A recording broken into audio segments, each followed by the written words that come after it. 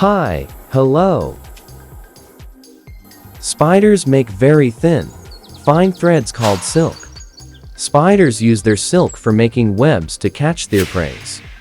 Other spiders wrap up their victims in silk to stop them from escaping and running away. Female spiders make cocoons like a silk bag and lay eggs in them. Do spiders have fangs? Spiders have sharp fangs in their jaws for grabbing and biting their prey. Their fangs inject a poison to kill the prey, then the spider eats its food by sucking out the body juices.